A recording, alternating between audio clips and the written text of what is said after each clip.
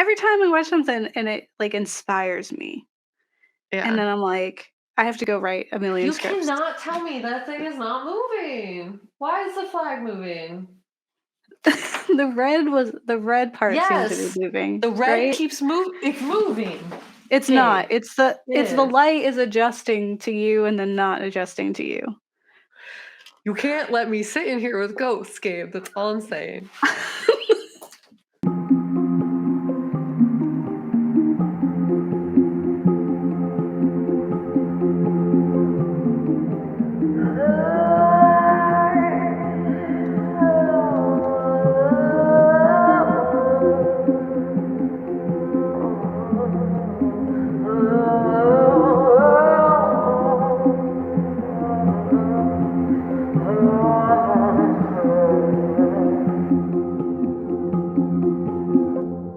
Hi, I'm Kat. And I'm Gabe. And And we're we're the the ghouls next ghouls door. next door. Talking about spooky stuff. Spookiest of things.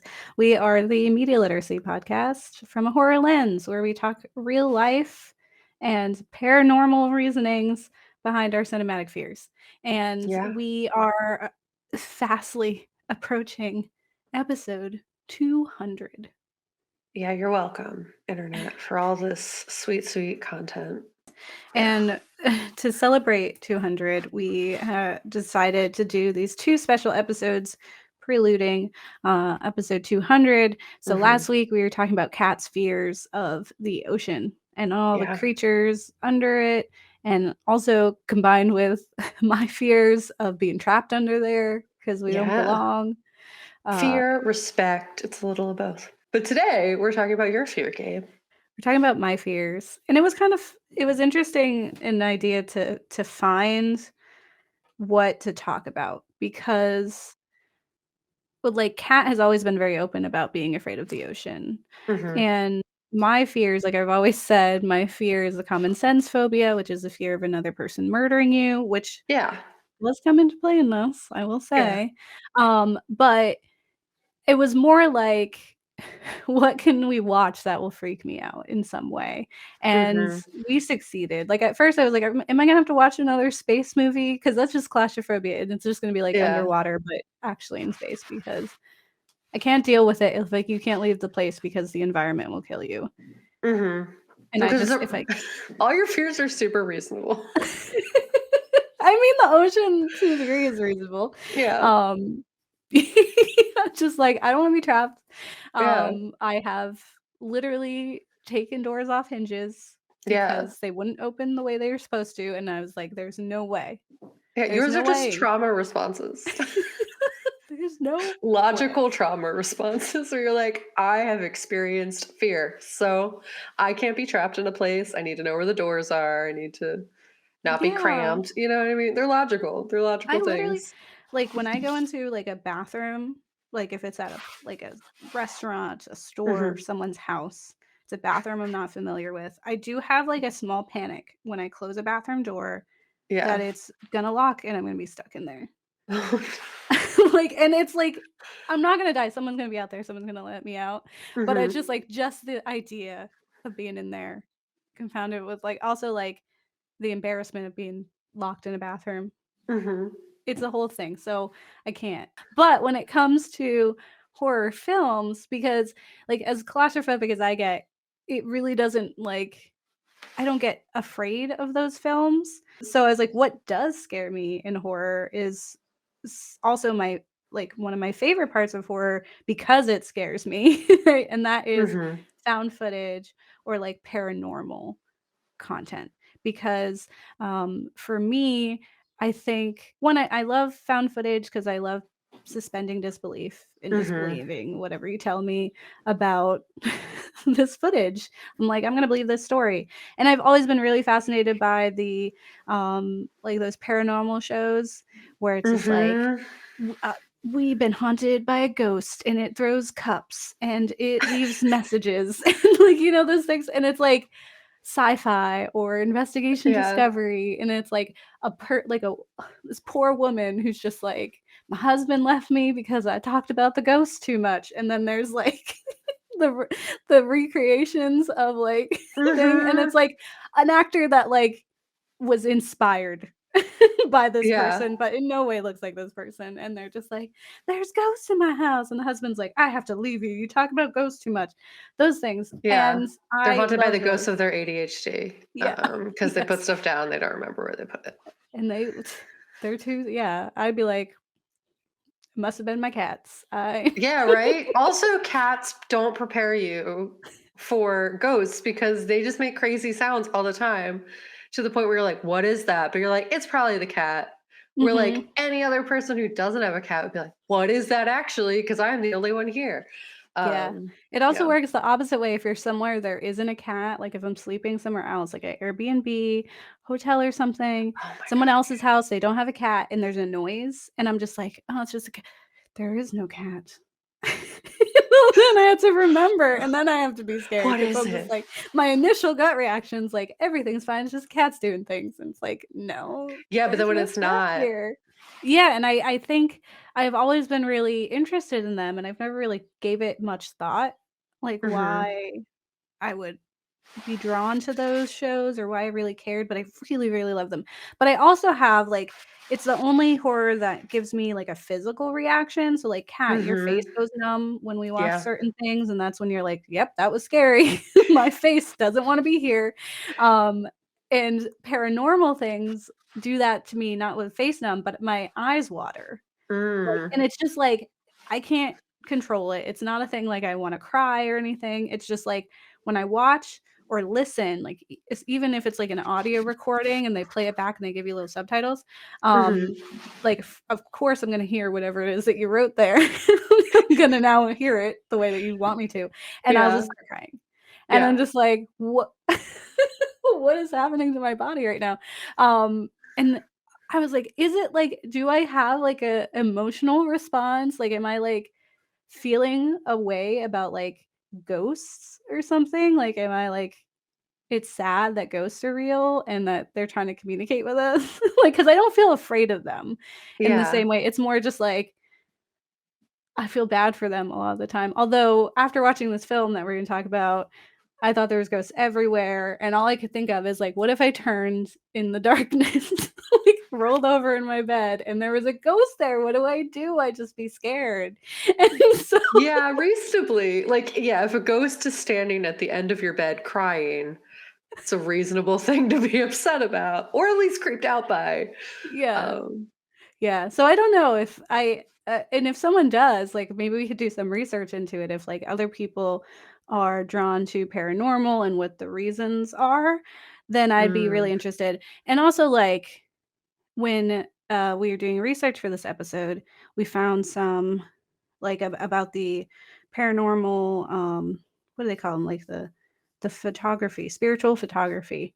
oh, yes. And it was like spiritual photography, which is like photos where there's like a ghost in it, and it's like Mhm. from like the 1800s, was this big like wave it came alongside this big wave of like spiritualism and Mhm. like in a moment where people were kind of looking away from religion but looking into the occult. Like it was just this Yeah. time period where people were like we wanna talk to the dead. There's a lot of dead to talk to in the Mhm. 1800s in this time. Like, there's a lot of, there's wars, there's pandemics, there's all kinds of things that are affecting people that you love, so you wanna be connected to them. So there was a fascination with what happens when we die, which turns Yeah. into, like, can we communicate with them? Are we still here? What is a soul? How do we capture it? Like, all those things, and I was like, "That's really cool." So I'm just like, is there some, like lower level like internal thing that just like subconsciously I'm not thinking of obviously because subconscious that happens when I watch paranormal films Yeah. that's like activating that like my feelings of being like but what if there is another side, how do we talk to Yeah. them? I feel like a lot of people, like, negotiate that because it's like we don't actually have an answer. We kinda never will unless we find a way to actually communicate with the dead. Because once you're gone, you're gone. Like, to us, like, you don't really Mhm. know what's next, so I think there's a natural curiosity that comes. Um, as well as like desire to like kind of still want to be here after you're gone, especially if you go too soon or Mm-hmm. in some sort of like really stressful way. Yeah. Yeah, that you're not really gone. And I Mm-hmm. think that's a big thing too. Should we hop into this film that legitimately scared me? Okay, I just want to say that it continues to scare me, and I'm really upset that I Yeah. did not know about it because we were looking because we finally settled on paranormal. We're like, we're gonna do this. We're gonna make Gabe cry from fear, and like in a good way. I was, Yeah. I was happy about it. It wasn't forced Yeah. upon me. It was my idea. Maybe I'm a masochist, but I was like, what are like found footage films I haven't already seen that are good? And I found Mm-hmm. this like random list. I can't even tell you what it was because it was just like a completely like one of those random sites, a horror site of someone's, and it Yeah. was a listicle, and it had some interesting ones. There was like the one about the guy who was making a found footage film because he wanted Anne Hathaway to be in his movie, and Okay. then he like kidnaps women. I don't know. It was weird. Oh yes, I know which one you're talking about. Yeah, I Yeah, don't know what it's he called, but I know what kidnapped you're talking about. women to like it was like Be My Cat or something, and Okay, it's what it was called. Yeah, yeah, kidnapped women who were supposed to act like cats. in place of her to show her what the film is about, but they didn't do a Yeah. good job. So then it goes off the rails. We did not watch that because I was like, that's weird. But I was also like, it gives me creep vibes, and it does go in line with the common sense phobia. So it was a Mm-hmm. maybe. But then there was this one, and it stuck out to me, Lake Mungo. And what stuck out to me was that it said it was Australian. It's found footage. It's one of the scariest movies ever, people say, and Huh. that it was an exploration of grief.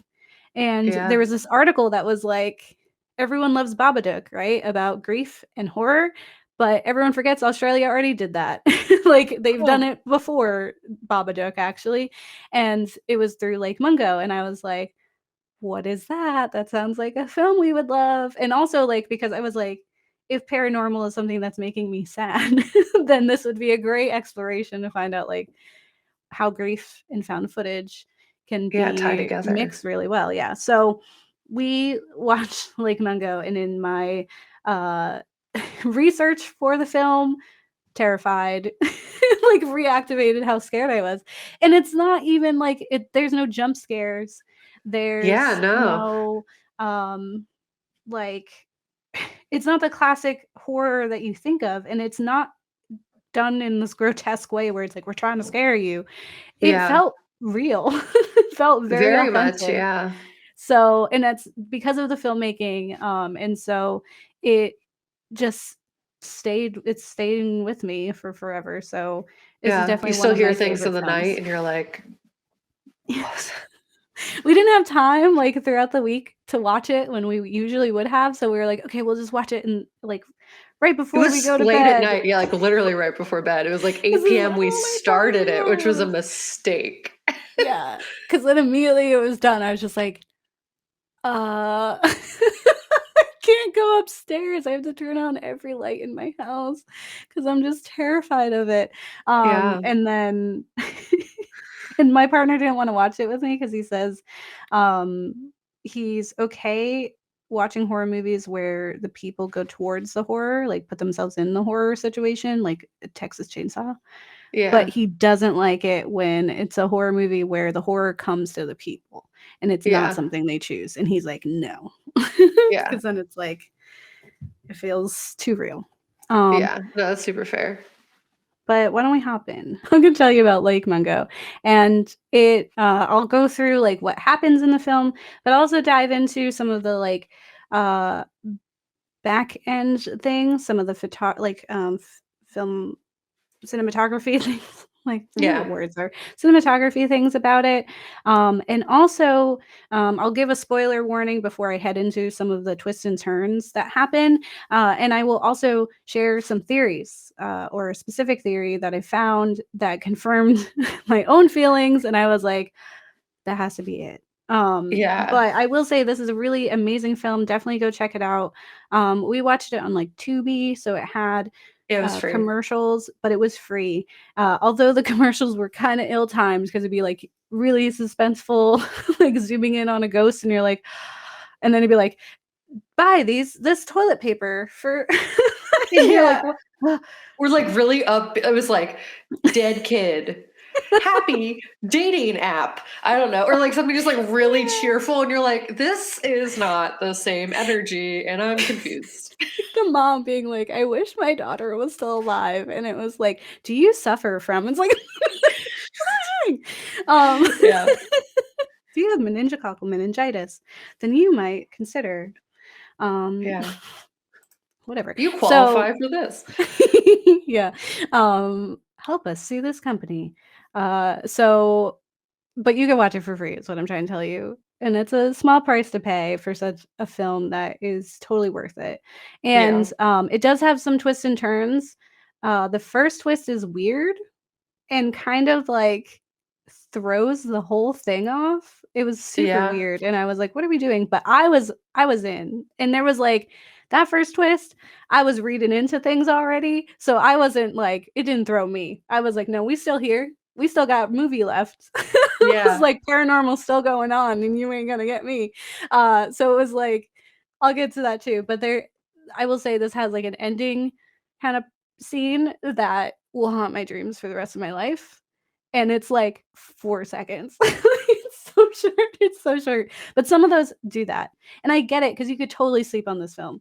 Like, especially the first like 20 minutes, you're like, this isn't even a horror film. This is just Yeah. sad. And then and then it becomes like unsettling and you're like, why do I hurt inside? Like, I What don't is this know. activated? Yeah. Why do I feel things? Yeah. So Lake Mungo is from 2008, super dated. And the footage they find is very reminiscent of 2008. So some of it, I was like, I'll just take your word for it. I'll take your word that that's a thing. I can't see Yeah. that. There's 5 pixels in this whole thing. Anyway, Lake Mungo is about strange things start happening after a girl is found drowned in a lake, and it's directed by Joel Anderson, who essentially disappeared after this film. Oh, wow. Just like didn't make any other movies. Like Huh. hit it off with this, then didn't make any other movies. I found like on IMDb like a writing credit or something for this like for something recent, like 2021. But before Yeah. that, Nothing. crickets. Which is like, what? And like the actors aren't really like I try to look them up too, and I couldn't really find a lot about them, which is really interesting. Um, that he made something like this and then just disappeared. It's like, If anything, what that makes is it it? creepier. Yeah. Yeah. Like, is it real? Is Yeah. it real? So something bad has happened to Alice Palmer. Um, which there's like a girl who drowns and she's like missing and there's all this mystery and her name is Alice Palmer. And so while I was writing this, I was just listening to the Twin Peaks soundtrack. Because it's very Twin Peaks. Yeah. But Lake Mungo is a mockumentary about the untimely death of Alice. And we begin with creepy spirit photography over which we hear a disturbed Alice. So it shows like that spiritualism photography I was talking about, where it's those old Yeah. timey photos where there's a ghost in it. And Yeah. we hear Alice say, I feel like something bad is going to happen to me. I feel like something bad has happened. It hasn't reached me yet, but it is on its way and it's getting closer. And I don't feel ready. I feel like I can't do anything. And that's what we're like open with. Like we haven't Yeah. seen Alice. We don't know who she is. We don't know what she's talking about. All we know is something bad has happened or is has already happened for her and is catching up, Yeah. right? It's on its And way. when the film like actually begins, like when we actually get into what's happening, we see interview footage of her family and friends talking about her and retelling what happens because essentially it's this mockumentary about a girl who drowned Yeah. and super sad. But her brother, Matthew, and father explain the fateful day at the reservoir where Matthew and Alice had been swimming. And when the brother decided to go back in, he was just like hanging out. And then he was like, where did Alice go? Yeah. And they don't know. So then it cues like this whole search. And for the first 20 minutes, this film is just a sad investigation discovery show about a family dealing with the unexpected death of a loved one. We learn about how each of Alice's family members is coping with the loss. Yeah. And that's where it really like just dives into this exploration of grief and the way that it personifies in each person is very Yeah. different and kind of informs like what happens in the whole thing. So for one, her dad throws himself into his work in an attempt to shut off that part of him that grieves. And it's a response I greatly related to. Like anytime I've been in tragedy, there's nothing like normalcy to distract you from it. And Yeah. like, you can forget that the rest of the world exists. Essentially, like why Severance, the show Severance on Apple Plus makes sense to me. It's like I get Yeah. it, it's messed up, but also when tragedy hits, I would like to go to a place I don't have to think about that anymore. And that Yeah. happens to be work or at times school. So that's what her dad does. And he's not exactly like disconnected from the truth though, because he does share like this pretty vulnerable story of him visiting Alice's room after her death. And he sits on her bed and he's like looking around. It's unchanged. And it's like, that's really unsettling to just like, the space hasn't changed, but something very crucial to that space has, but it's Yeah. unaffected. And that's super like, um, confusing for yourself, like, when you're Yeah. dealing with that. But then he sees Alice come into the room and sit at her vanity and begin to sharpen a pencil. And he's just, like, looking at her. She doesn't notice him, and he's like, "What?" And then Yeah. a few moments later, she looks up to him, sees him, and, seems to see him, and then screams for him to get out. Yeah. I will talk more about that later. Um, Yeah. but also her mom has had trouble sleeping and decides to wander the neighborhood late at night to ease her mind, into the point where she sometimes just wanders into people's houses, and that is never really talked about. It's never like, "Ma'am, you can't do that. You can't, Yeah. that's B&E, hun. You can't just Yeah. walk into people's houses." I was like, "Say you live in the suburbs without saying you live in the suburbs." Like, Yeah. why are you what? Um, and then later she seeks out help from a local psychic and develops a strong, like, connection and reliance on him. And Yeah. she also refuses to see Alice's remains to confirm her death, because Yeah. they do find a body in the water, and when they're going to identify the body, this journey is, like, incredibly symbolic because as they're going there, the couple's vehicle, like, stops working and will only drive backwards. Yeah. And I was like, "What?" It's like, "That's crazy." And it's due, and, that was, like, one of my favorite parts, like, because it's not a spooky thing, but I was Yeah. like, "How of cou" Anyway, but the father's the only one who, identifies her body, the mom doesn't see it. And then her brother, though he's mostly fine, has some inexplicable bruising all over his body, which is never addressed as it simply goes away with time.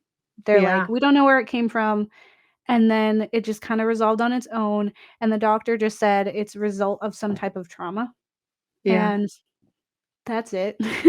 Yeah. But besides that, he, like, begins a hobby of photography, and with this new hobby, he has decided to photograph their backyard repeatedly on different days, kinda show, I don't know, change or Yeah, over something. time. Um, and, it's due to that, that things get really supernatural all of a Real sudden. quick. Mhm. Yeah. So it's, like, 20 minutes of, like, the film Normal, is, like, yeah. totally normal, and then he takes this photo and he makes this chilling discovery by finding a shadowy and opaque Alice in one of the photographs. And it does that like slow zoom in on her. And Yeah. it messed me up because like they show the image and when they first showed it, I was like, "Oh, she's over there. She's in the corner on the right." And then it zoomed in and she was over here. And I was like, "Oh, I guess I was wrong." I wasn't. but I thought I was wrong because that's what they were telling me. What a great film. Yeah. So soon after, this other resident actually of the town captures what appears to be Alice again, but this time while he is out at the very place that she died. It's like this figure of her in the background. And so this causes the family to set up cameras throughout the house in hopes of capturing Alice in frame. And so Matthew's cameras run throughout the night, and at first there's really nothing to tell. Then there's just one night where he catches Alice walk through the hallway. And then later we see her in reflections of decorative plates and mirrors and Yeah. as a shadowy presence in the dark because they do the little circle thing Uh-huh. for you. Like she's over here, and then they zoom in. Oh, thanks. And I really am a sucker for those ghost TV shows.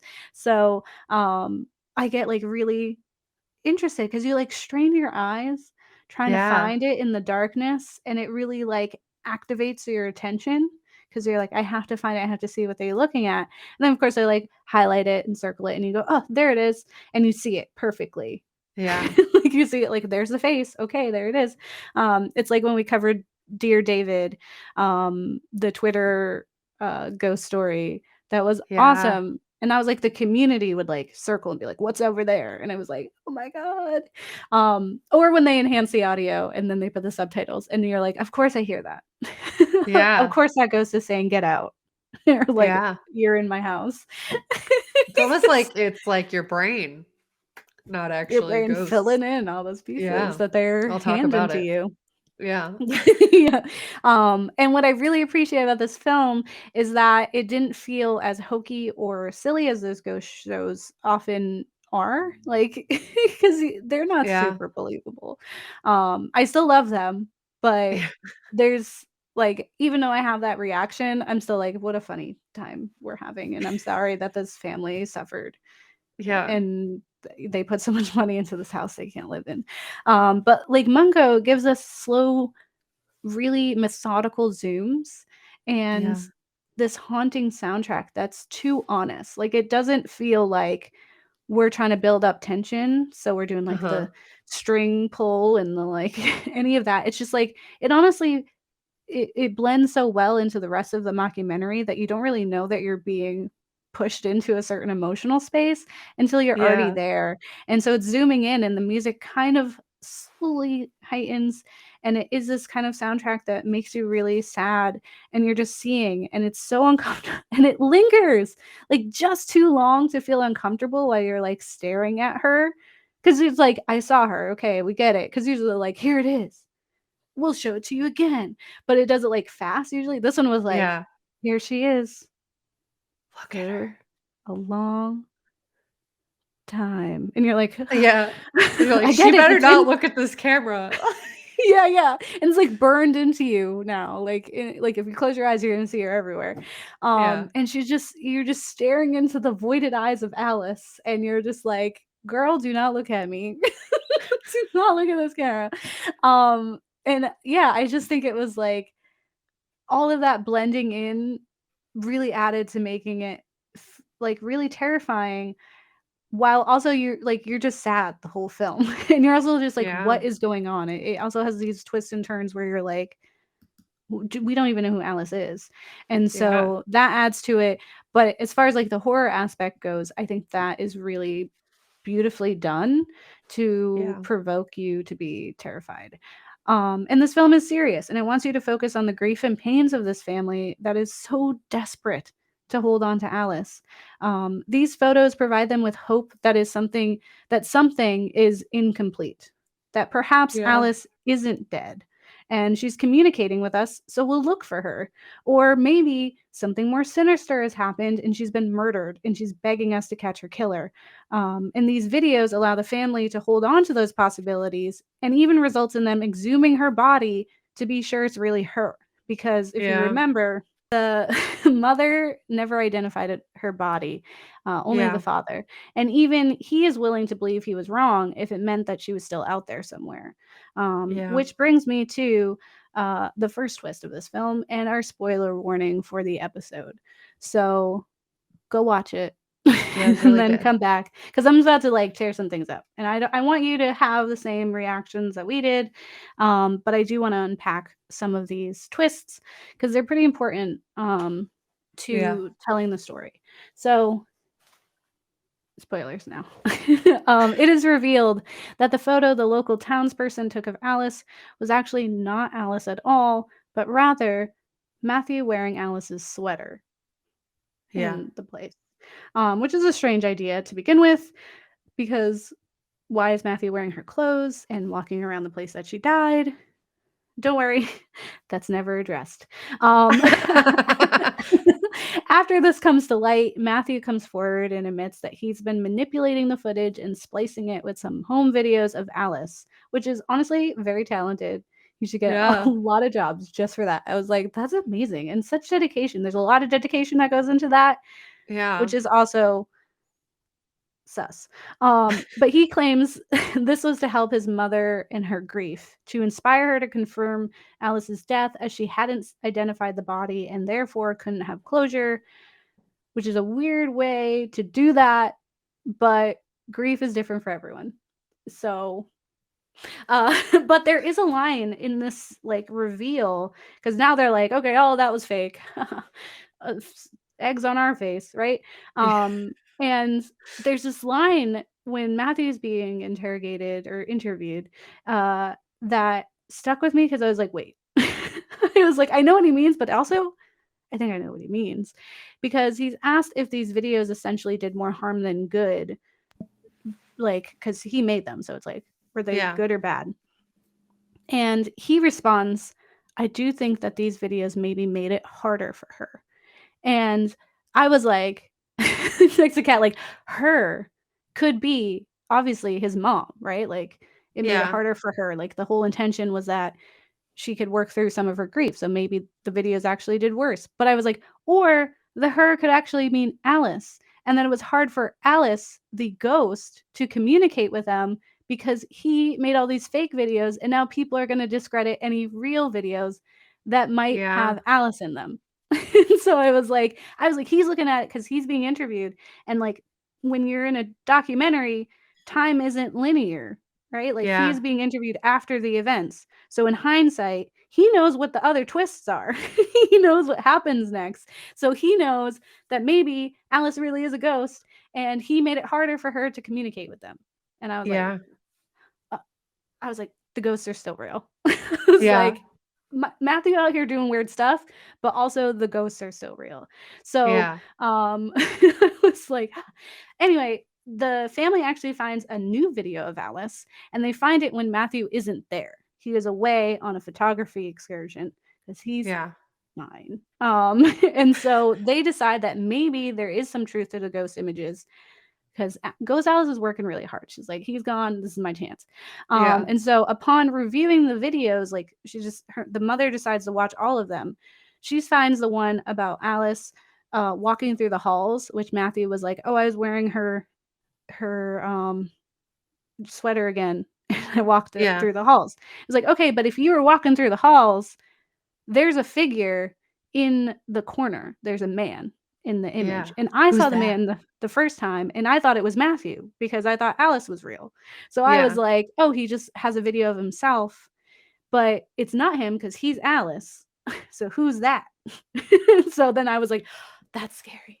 And they quickly identify this man as their neighbor. And so she investigates Alice's room and she finds a secret stash with a VHS tape. And the tape contains footage of Alice and the neighbor and his wife having a threesome. Yeah. And we don't know when that tape was taken or made. Video was taken. But we do know that Alice died at 16. And though the age of consent is 16 in Australia, which is super gross, um, it would have been made earlier than her death. So Yeah. it's a problem, is what I'm saying. Yeah. So they still need to be held responsible, but they fled town, simply disappeared, and it's hella sus. Yeah. And so it could be the secret that Alice wanted everyone to know. That clearly she has all this baggage she wasn't able to tell people about. Yeah. Is at this time when they're just like, I guess Alice was just trying to tell us about the tape. that Alice's friends come forward with another video. It's Yeah. a found footage film. And this one was taken before her death. So it's not a ghost Alice, it's a real Alice. And her and her friends had actually gone on a trip to Lake Mungo because apparently we hadn't been there that whole time. As someone who does not live in That was a Australia, I different was lake. like, what? It's like we're like 50 minutes into this film. Or like it was like we're at the end of this film and now we're I going to thought the Lake Mungo. lake was where she died. What do you Yeah. mean? Nope. But so they went to this on this trip to Lake Mungo and they had a really fun time. But at some point, Alice became kind of distracted and solemn, and Yeah. like a little troublesome. And the video provided is very pixelated because it's Yeah. taken on a phone in 2008. Flip Um, phone. yeah, it's so bad. It's like I tell you, there's like 7 pixels in that video, and the family decides that they see Alice digging under a tree, and we as viewers just have to take their word for it. And so Yeah. they visit Lake Mungo, and here we find an entirely different twist that is gonna stay with me for the rest of my life. I will see Yeah. this image for my whole life, and I'm just like, "What would you do?" Okay, so let's go. Alice had been digging under a tree, and what they find when, they dig there is a bag with all of her favorite, like, most treasured belongings and her cell phone. And getting rid of all your prized possessions is a sign of someone looking to unalive themselves, which makes this revelation really heartbreaking Yeah. because this kind of shows that Alice was resolute. She was ready to go. Yeah. And she was already kind of making those plans, which makes me really sad because she's obviously had all these secrets and she obviously didn't feel like she could tell anyone because everyone like Yeah. reveals like when they find out that tape no one knew. Like, not a single like, her Yeah. boyfriend didn't know, her best friend didn't know, no one knew, and they were like, "It's weird, she didn't tell us." Yeah. Like, it's so strange. And so she clearly was this isolated young girl who didn't have anyone to talk to and was doing some desperate things. On her cell phone, so they, recover all her items and the cell phone, and they plug it in, they load it up, and on the phone, the family finds a horrifying video that will haunt my dreams and your dreams forever. And it's essentially that while wandering Lake Mungo alone, uh, and filming video, again alone for some reason, Alice encounters a strange figure in the dark, and it slowly moves its way towards her and reveals itself. And the figure is Alice. More specifically, dead Alice. Yeah. Her father recognizes the face immediately as the one he identified when they found her body in the reservoir. It was like so I was like, what would you do if you saw like How do you saw yourself your dead? dead self walked up on you and was just like, "What's up?" And you're like, "No, Yeah. absolutely not." And the film shows us a comparison of, like, the found body and the image. Show that image just enough times. Yeah. And it's certain that it's her disfigured face, and they're very eerily similar. And this encounter, like, with her dead self led Alice to seek out the psychic, the same one that her mother had found solace in at one point, and she shares with him her nightmares and that awful feeling that something bad will happen or has already happened and just hasn't caught up with her yet.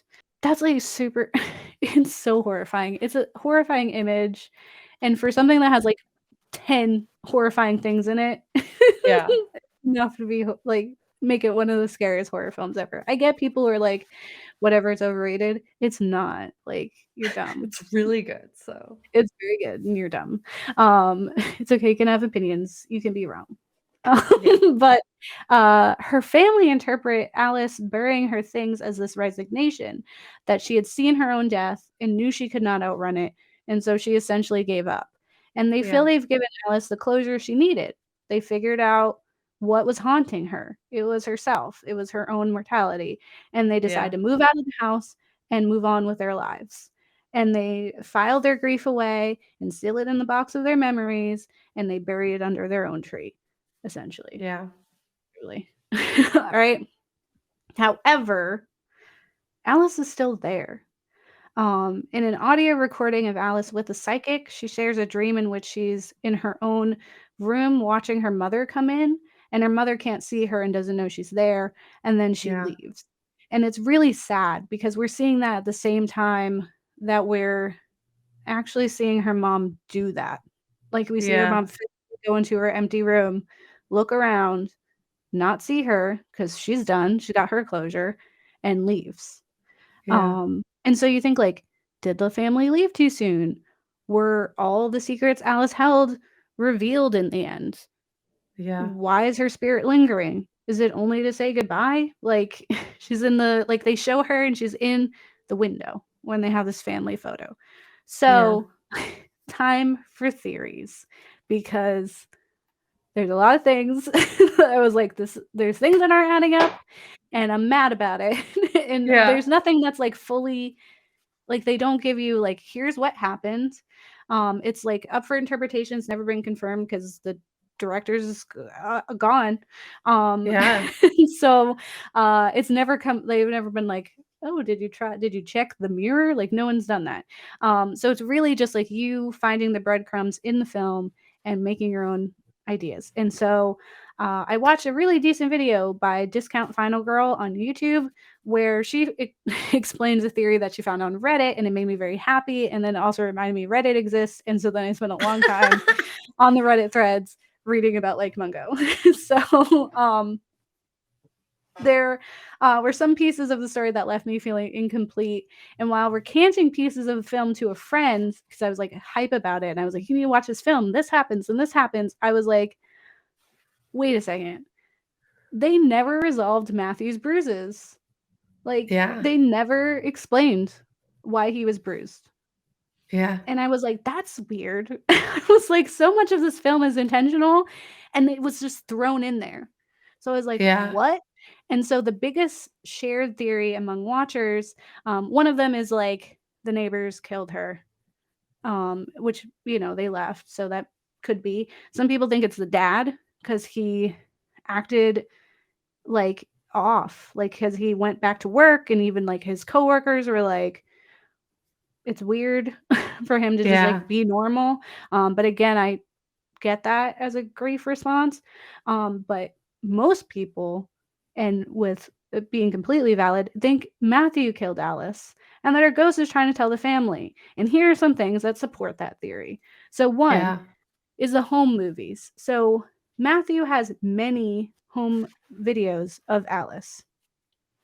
Some of them are like kind of normal, like they're Yeah. like a family event maybe, but most feel little strange. Like they feel lurking and like Yeah. voyeuristic because Matthew is constantly watching Alice. Like it makes sense that it is a documentary about her, so we would only pick videos that have her in it, but it's also like the point of view of these videos are like watching her.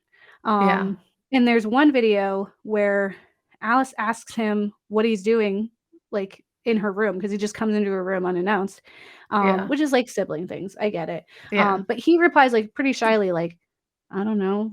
Like, he's just like, I don't know. And it's like you can see there's like this discomfort in her, and she ends up shouting at him to get out, which Yeah. this scene also has another element to it because it seems to be exact interaction that the father had with her ghost. Um, Yeah. and that could be interpreted as like he kind of the the home video and like maybe watching them or like remembering Alice in that way superimposed into his own memories to create these ghost illusions for him, or Yeah. which is like super like that could happen, or maybe the ghost Alice is reliving some uncomfortable moments or trying to share them and share the suspicions with her family, Yeah. like, hey, I am reliving this incident that is like a red flag for you, and he just like doesn't catch it. Yeah. And this is a film about Alice, so again it makes sense that it's so much of her, but it still felt very odd. So Yeah. anyway, the second point is that Matthew is the last to see her alive. Yeah.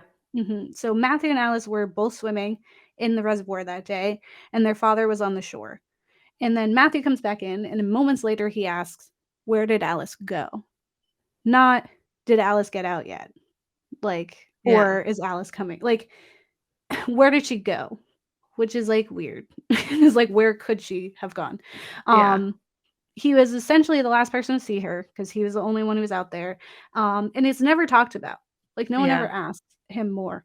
It's just like, you came out because we just think she drowned. Um, and a Reddit user also mentioned that it's odd that he never brings it up that he was the last person to see her, because he, like, generally people will feel guilty. Like, well, you would Yeah. have like some remorse in a way, like, why wasn't it me? Right? Like some sadness for that. Like, you were the last person to see her.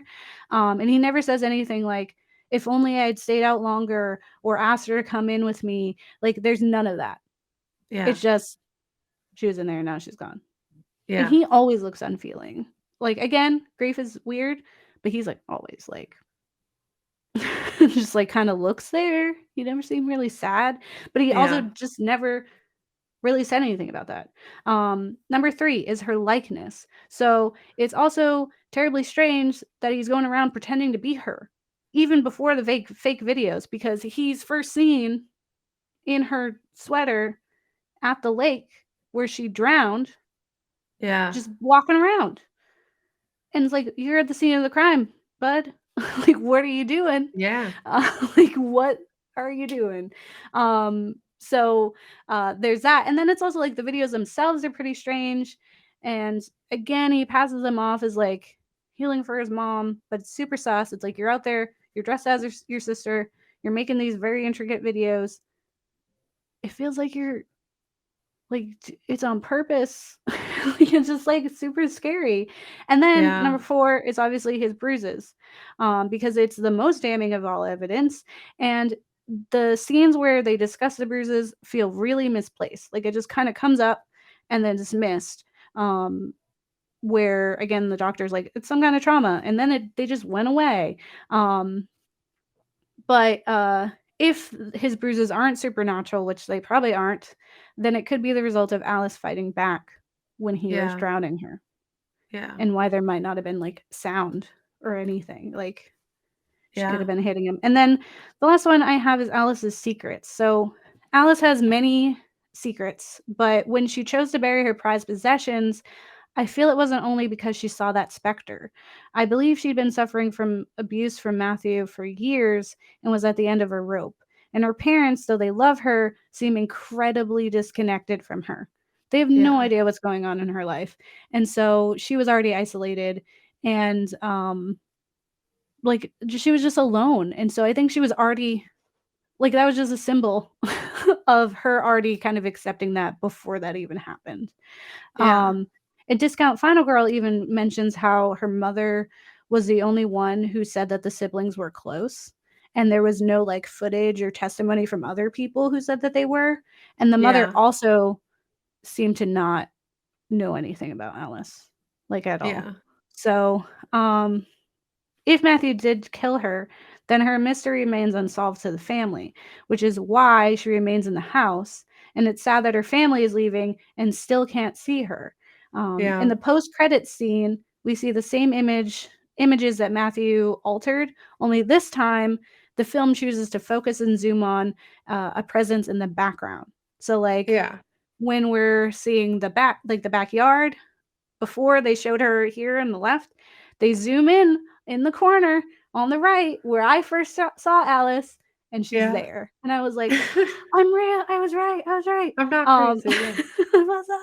And then there was another one where they did that too, where it's just like, oh my God. So they show that, like, the one where he was dressed as her in the woods, she was also Yeah. there too. And so it shows that, like, Alice was there and always had been, and she was hoping that someone would notice and figure out what brought her pain. And it's Yeah. as Matthew had said, his fake videos did make it hard for her. Um, and essentially, this story was not just about the grief a family feels at loss, but also the pain, isolation, and misunderstandings of a young teenage girl who desperately wanted to be heard. Sad as hell. Yes. It's so sad. Until when I was looking up, I was like I was looking up all these videos of Lake Mungo and like Yeah. people's theories and stuff. And they would like show an image and I was like, it's the middle of the day, but I'm home alone and the cats are making noises and I had the window open and the door kept opening by itself. And I was like, I Oh can't even no. stop. I can't even like research this film. Because I'm I'm so afraid of freaked it. out. Yeah. It's real. It's very real.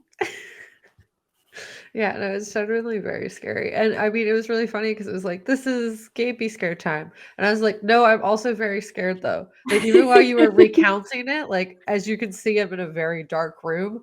I was like, I can't see what's behind me. What if there was something behind me this entire time? Like, and I was just Yeah. like freaking myself out. It's like a zoom in over here and there I am. Like Stop. ah! Dead me is standing behind me in my closet. Like, what? I can't. No. So yeah, I ended up freaking myself out while listening to you talk, which was fun. Like I got chills. I was like, did I get chills because I'm scared or because there's a ghost here? Yeah, it was like all time. So, fun fact, my grandpa used to do ghost photography, and I don't think he was skilled enough to like edit them to be scarier than they already were, because he was old and did not know how to do that. He Not was a that you grandpa. can't do that. Like he was he was not very technologically inclined. And I feel like his images were just the original images that were real, or he was like a secret genius. But yeah, he used to, like, go to really old houses on purpose to, like, take pictures just all around the houses, outside the houses, and he was a part of the historical commission, so he did that, like, fairly often, um, and when he made, like, a collection of photos of these old houses that had, like, distinguishable faces, orbs, or, like, something creepy going on, like a flick of the light or something Mhm. unusual, um, and, like, he really liked the disposable cameras, like, he didn't have a digital camera or anything, like, he really liked the disposable ones, so he'd get them, like, produced or whatever at, like, CVS, and, like, had, like, a little collection of all these creepy photos of ghosts, and yeah, to my knowledge, he didn't alter the photographs like they were real because I just don't think he knew how to do that, but also if people in the 1800s could figure it out, I feel like maybe he could've, I don't know, so that's just, But like, it's a also fun like fact, to he used what to do that. end? Because like the Yeah, no, people in that's the fair. 1800s did it because they got attention, but your grandpa was just Yeah. doing it Yeah, he just did it for he only for showed, like, me kicks. and his, like, friend. Yeah. He didn't, I don't like, think it would be fake, but post them on the internet or publish them in a newspaper. He was just like, "This is a cool thing I do." look at this There's guy. there's actually a picture after he died in his house that my mom took where there's an orb just, like, on my face. Hmm. To which my mom was like, "It's him," and I'm like, "Mom, ghosts probably She aren't real." ah. But also, like, cool, that's nice. Yeah. But, there is something, like, really interesting about, like, the possible existence of ghosts, as well as, like, the way in which our brains, because nothing is real, just fill in space, like, empty Mhm. space. It's like, "It could be this," and, like, that largely stem from our brain's interpretation, its best guess of like auditory and visual cues that give context to our overall existence. So, I'll talk about ghost photography after this section, but the first half of my section is very much about how our brains process information and how nothing is real. So, for example, all images are things that our brain interprets based on our memories, previous experiences of concepts, shapes, colors, etc. Our brain like connects with our eyes and it gives its best guess of interpreting what we're seeing. And these things are completely dependent upon our brain connecting neural pathways to one another and not by any semblance of a universal fact. What is in front of us is largely based on our own personal perception and how we take in the world. This is why like lots of people think simulations are real, like that we're Mhm. in a simulation this whole time. But it's also why if you're laying in bed and looking at objects around your room like it's dark, a pile of clothes that you left on a chair can look upsettingly like a person sitting there and watching you sleep. There's layers to it. And fun fact, as a neurospicy individual, which is a term I heard on TikTok that I love, my brain sometimes does this with sounds as well, where it will like heighten certain sounds over other sounds. And it all ties back to like sensory processing, but this is translated to me hearing like the carbonation of my soda or comb- conversations that my neighbors are having through my walls as if they're like next to me. Mhm. Like there are many times that this has been fear inducing, especially like when late at night or while home alone. So like this is just something the brain naturally does if there's like not enough context or information, or even it's like you're somewhere that's too quiet. If your brain isn't used to that, it tries to fill in the empty space. So, as a personal anecdote of my life, one time I had a terrifying combination of these two experiences where I saw something and also heard something. So, I woke up at like 2 a.m., opened my eyes after having a nightmare because I have this a lot, and looked off to the side of my bed, and there was a dark figure there. And I was like, whoa, okay, what is that? And in addition to the dark figure, Isaiah's breathing was on the opposite side of me. So the breathing sound was in the same place as the dark figure. Mm. Um, so I was like sitting there, like, one, Isaiah is not breathing. Why is the breathing happening in front of me instead of behind me like it should be? There is someone in this room. They have murdered Isaiah. Oh A my dead god. body lays beside me, and they No. are waiting for me to notice as a form of torment. And I can't act like I see them because then they'll attack me. That is my horror That movie watching self. That is exactly what my brain told me. And I was in pure terror. Like, I couldn't feel my face. I was freaking out. And like, this is like 2 in the morning. Isaiah's like asleep reasonably because it's 2 in the morning. And I'm just like, I I need to not react because the murderer will know. So yeah, so that happened. It turns out it was a sweatshirt that was sitting behind my chair. Uh-huh. Um, and that, yeah, my brain was just like, okay, breathing on one side, but we see something over there. So the breathing's over there now because it's just something it does sometimes. So my interpretation was there's someone else in the room breathing loudly and watching me. But the reality was there was nothing there. Isaiah was breathing behind me. I checked his pulse, and then my brain fixed the sound direction, which confirmed the fact that there wasn't actually a person there and calmed me down. But all this is this to say that your brain is doing the best it can, and sometimes it's wrong in its processing. That can be both through like what we see and what we hear, as it's all like totally based on your own perspective and interpretation of events. Mhm. So a similar phenomenon can happen when listening to sounds as well, like that extend past just like the misdirection of sounds.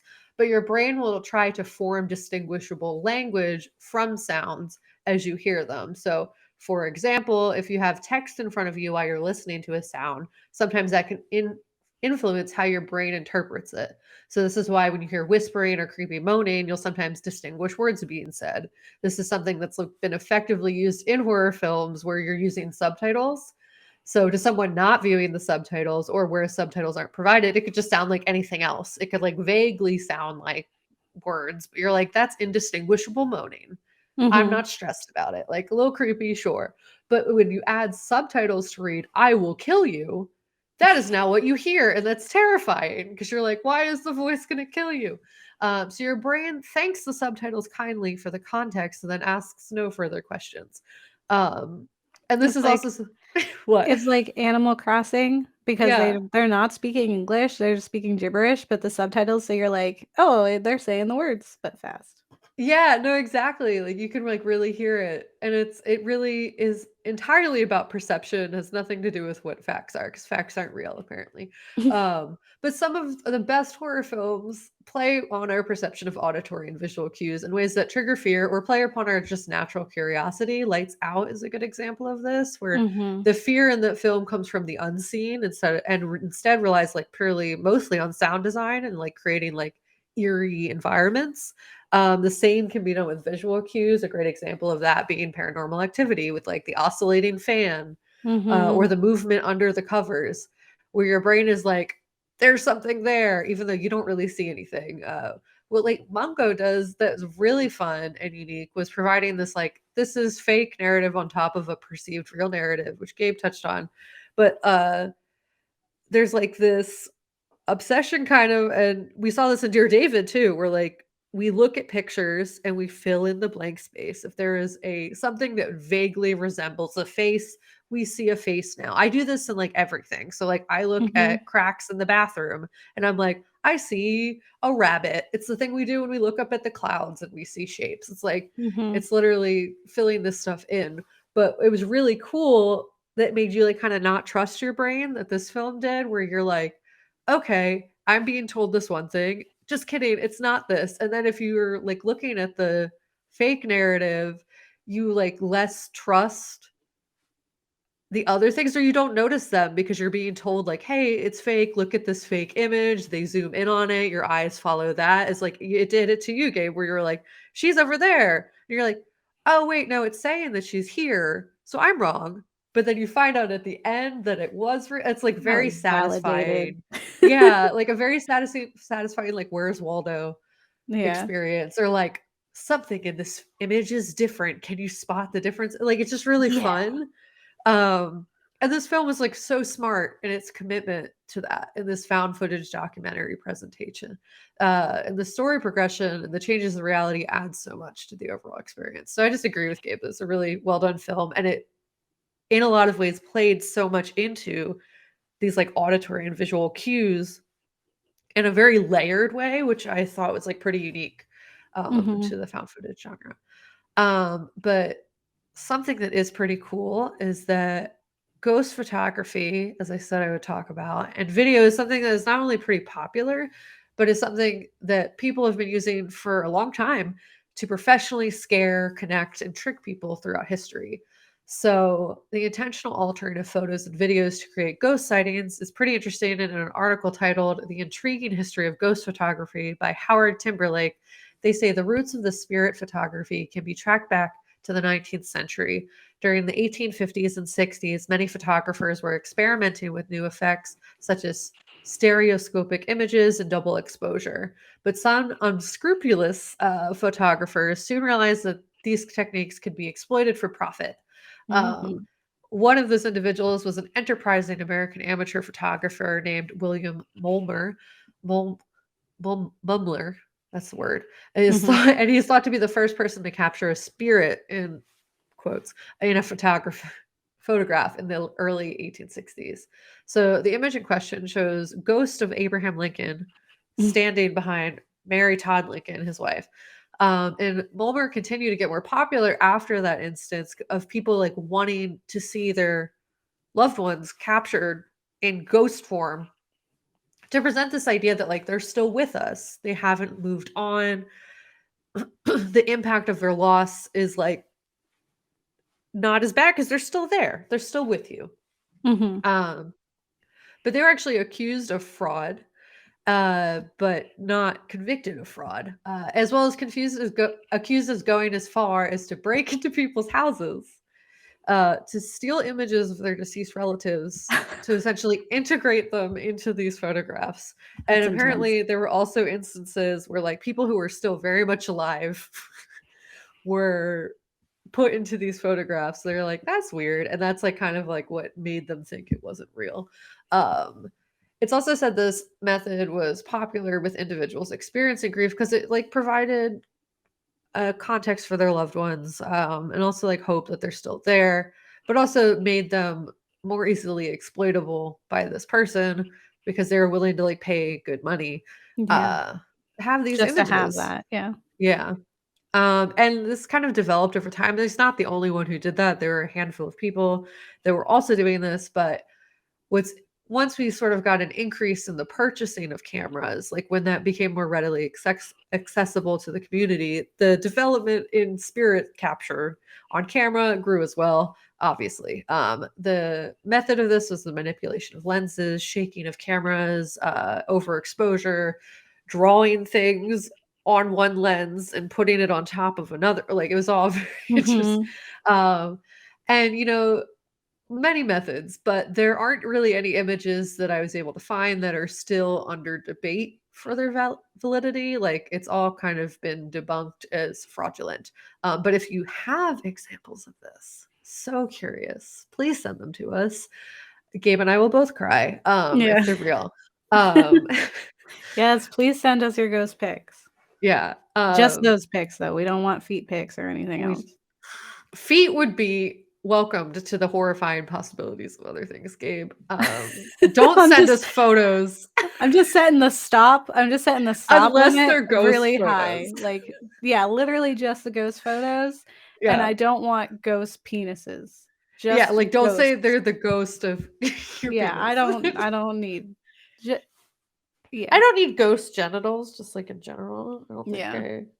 send us ghosts, literally, like actual ghosts. But fun fact with the development of cameras, we see a development in the capturing of spirit photography, specifically smartphones, interesting enough, allow like the method of taking these photos, the way smartphones do it, added to the increase in spirit sightings. So the article goes on to say the way smartphones take a photo in stages can lead to spirits. Unlike analog film, phones tend to take a photo in stages in the same way a scanner moves over a piece of paper.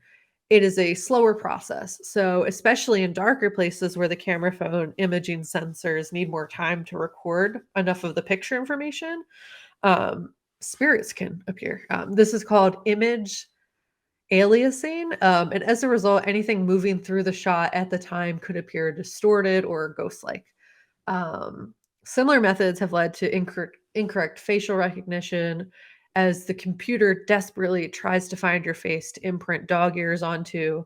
This was cleverly used in the film Host to scare viewers, which is fantastic. And it's just, there's lots of like really interesting ways that you can manipulate images, especially when like suspending disbelief, but also like there are softwares that you can do it in as well. So there's like that TikToker that makes those really scary videos that we assume are him editing in like Premiere with the or little something. girl. Yeah. Like brushing her hair and then she's not Yeah. there. Yep. Super good. Yep. And then also like the existence of Photoshop calls like kind of all images into question because you can do a lot in Photoshop. So you could very much so Photoshop a ghost in there if you really wanted to. And there's people who like do it really well and it's very fun. But we've yet to find real ghost photos. So yeah. And I went on like a TikTok binge of like supernatural things. Did you see the video I sent you of the guy who they get a complaint that they're screaming in the hotel room? Yes, I did see that. Yeah. That one made me cry. Yeah, well, because there's like something that comes out. Yeah. But even before that, just the subtitles and him just like freaking out because he was like, something is there. Like he hears the screams and then he goes in and there's nothing there, but the carpet's all ripped up. And then he left and then the ghost left with him. And I was like, no. Throw the whole hotel out. I also feel like TikTok opens up so many doors for that just because they're short videos. Like, you're not taking in too much. It's a small screen. Like, you're not watching them on your TV usually. So you really don't have like, your eyes will fill in the empty space. Or like you can do things with sound that are very satisfying. Like even someone like saying something is chasing them up the stairs and running and panicking is enough to convince me. I'm just like, I don't want to, I'm going to watch it again, but also I'm terrified now. Yeah, because it's just going to repeat because of 5 seconds. But also like the filters too. Like when they have the filter that's like, this will tell you if there's a ghost in your house and it shows like a figure. Or the one person, did I send you that one where she's like, okay, this is weird. And she's like, she shows herself and she shows that no one's around her. And then she like, she shows a reflection of the TV and she's like, okay, well, that's me. That's my dog. Stop. Yes, Who's I did that? see that. She's like, who's that? I did see this. And I was like, who is that? Who is so that? scary. Yeah, and people who do that are so talented. When I was younger, I believed in ghosts and it was a very positive thing. Like I believed I had been visited by specific family members in ghost form and it was a positive experience. So I've always really liked the idea of ghosts. Like I don't know. I think it's so interesting. But when people are like, it's there and you didn't like it. I Yeah. think it's one of the things, and I didn't really get to go into this, was when remember when we covered, probably not, but we covered it again, and I was talking about um oh my god, Stanley, and how the films and things like that never gave him any justice. So Stanley is the one who unalives himself and Yeah. doesn't make it back when he's an adult. I see. But there was like It looks like the flag is moving, Gabe. it That's did all I'm it saying. I believe you because I also looked and I was like, it's fine. Gabe. Um sorry. Okay. So Stanley, I just went on that whole tangent because I was like, Stanley needs more respect, because when you're reading about him and you read about how like the the proof of this supernatural thing like totally derailed his whole experience, and that's why he was susceptible to hurting himself at the end, because he was like, I cannot Yeah. do this, because it was like so like counterintuitive to how he viewed the world, that it just ruined him. And so I Yeah. was like, people need to put some respect on Stanley. So that's, I think, why I think supernatural things, like when they show the ghosts, like, because it's like, to a degree, it's a confirmation of there being something Yeah. else there. And it's Mhm. like, up until now, I didn't believe there was nothing there. Like, but also I do think I believe in ghosts because our energy has to go somewhere. But Yeah. um yeah, so I think that's why it's scary to people, because it breaks your interpretation of what is real and what the limits of existence are. Yeah. Yeah, so that was, I'm sorry. Sorry that you're being haunted as we're Stop. talking. Oh my god. No. Yeah, because I got some like every time I watch something and it like inspires me, and Yeah. then I'm like, I have to go write a million You scripts. cannot tell me that thing is not moving. Why is the flag moving? The red part seemed to be Yes. moving, The red right? keeps it's moving. It's not. Gabe. It It's the is. light is adjusting to you and then not adjusting to you. So it looks like it's moving because the shadow is moving because the light is changing. You can't let me sit in here with ghosts, Gabe. That's all I'm saying. Okay, well then don't get married. Don't eat your kids. Right? Or your kid will kill your other kid. Okay.